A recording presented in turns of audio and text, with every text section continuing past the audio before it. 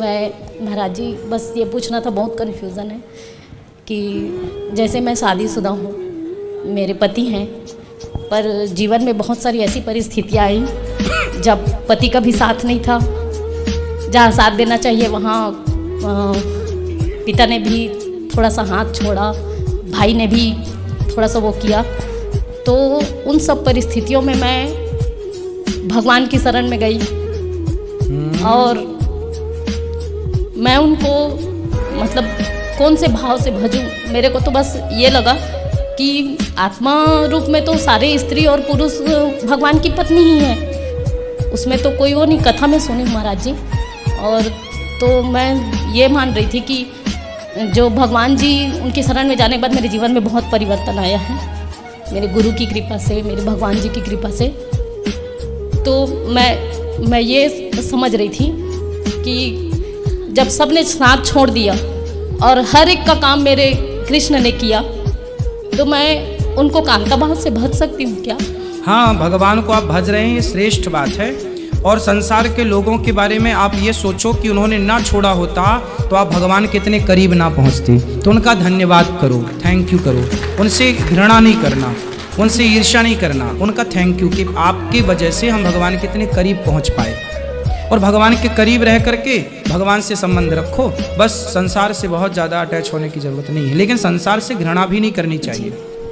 तो महाराज जी मतलब मैं अपने जो हस्बैंड है उनसे अपना सांसारिक अपना सब रिश्ता निभा रही हूँ, उसके चलते मैं भगवान जी से अपना कांता भाव का रिश्ता पति के साथ रिश्ता रखना है, और पति के साथ रिश्ता रखते हुए, पति के साथ रहते हुए ये भाव रखना है कि हमारे पति ही हमें भगवान के रूप में प्राप्त हैं। पति में ही भगवत दृष्टि रखनी, यही कृष्ण है, यही प्रभु है। वही थोड़ा सा कंफ्यूजन था। मैं बस ये सोची कि जब सारे संबंधों के रूप में आकर उन्होंने हाथ थाम लिया तो आपके पति ने आपका साथ नहीं दिया?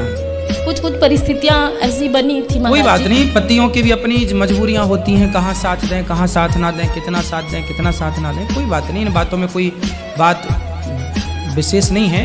पति में ही भगवान का दर्शन करना चाहिए स्त्री को, और पति को ही भगवत दृष्टि से देखना चाहिए, और पति भी स्त्री को ना भगवान की दृष्टि से देखे। पत्नी भी भगवान होती है। कौन सा, अच्छा बताओ, पतियों से पूछ रहे हैं, आपकी शादी हो गई? अभी नहीं। शादीशुदा कौन है? आप। तो बताओ पत्नी को किस भगवान की दृष्टि से देखते हो आप? नहीं, लक्ष्मी नहीं देख सकते आप। अभी बताएंगे बेटा, आप बताओ। पत्नी लक्ष्मी होती है, बिल्कुल सही है, इसमें कोई डाउट नहीं है।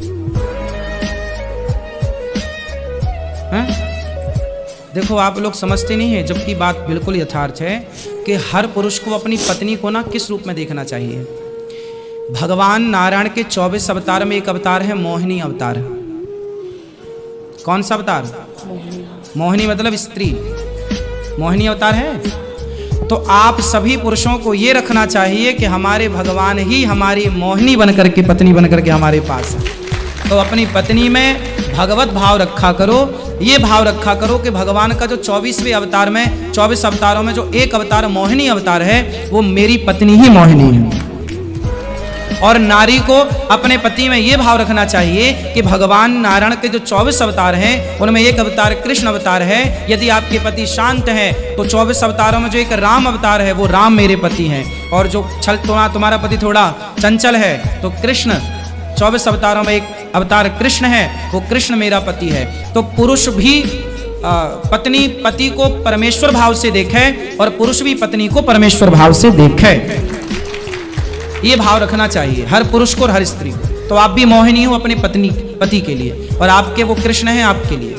फिर देखो कितनी बढ़िया जोड़ी और कितना बढ़िया आनंद से आप रहोगे। जी महाराज जी, मतलब भगवत भाव से जीवन को एंजॉय करो, आनंद लो जी। जब पति से सुख मिले आपको, तो आपको ये मानना चाहिए कि हमारे भगवान ही हमारे पति के रूप में हमें सुख दे रहे हैं। जब पत्नी से सुख मिले तो ये मानना चाहिए कि भगवान ही हमारी पत्नी के रूप में हमें सुखी कर रहे हैं। सिंपल है महाराज जी। जैसे कोई भी रिश्ता है, उस बीच में मतलब भगवान जी को रखना है। हाँ, कि भगवान आके कर रहे हैं। बस ये देखो, वैसे भी मानो ना मानो, हाँ, कर भगवान ही रहे। जी जी। माने ना माने वो हम मूर्ख हैं तो क्या करें। जी जी। धन्यवाद आप खुश? महाराज जी। राधे राधे। अब तो दिक्कत नहीं? नहीं, बस वो सुना है कथाओं में गोपी जी लोग भी जैसे थे, गृहस्थ थी तो हाँ। वो लोग भी भजती थी। बस आपको भी वैसे ही अपने पति के साथ खुश रहना है और पति को भी आपके साथ खुश रहना है। और आज के बाद मेरा पति अच्छा नहीं है या मेरा परिवार अच्छा नहीं है, ये बातें किसी से मत कहिएगा। परिवार की कोई भी बात कभी किसी से नहीं कहना चाहिए, क्योंकि आपका कहा हुआ सब लोग सुन करके और फिर उसका मिसयूज कर सकते हैं।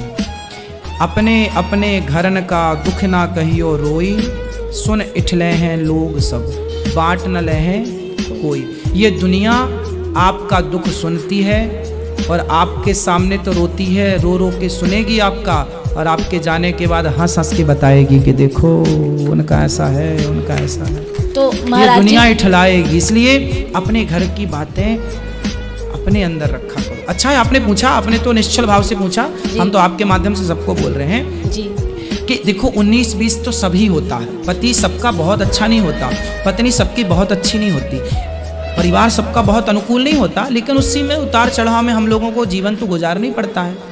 थोड़ा देखो चटनी भी होती है खाने में, थोड़ा मीठा भी होता है, ऐसे ही जीवन है। थोड़ा पति अच्छा है, थोड़ा पति कड़वा है, थोड़ा पत्नी अच्छी है, थोड़ी पत्नी कड़वी है, बच्चे अच्छे हैं, थोड़े कड़वे, चलता रहता है।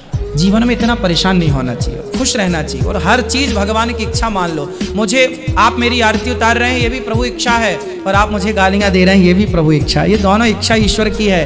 हानि लाभ जीवन मरण यश अपयश विधि हाथ, सब भगवान के हाथ में छोड़ दो और मस्त रहो, मस्ती में खुश रहो। तो अब यही समझती हूँ कि जहाँ जहाँ जैसे भी उन लोग ने जिनका भी व्यवहार था वो अपनी अपनी परिस्थिति के अनुसार वो अपनी जगह सब सही है। हाँ। हमें किसी को गलत नहीं कहना जी। तुम सब सही हो, सब सही। और हमारे साथ भगवान है, बस हमें भगवान का साथ चाहिए, हमें आपका साथ चाहिए ही नहीं। जी जी महाराज जी, धन्यवाद महाराज जी। राधे राधे।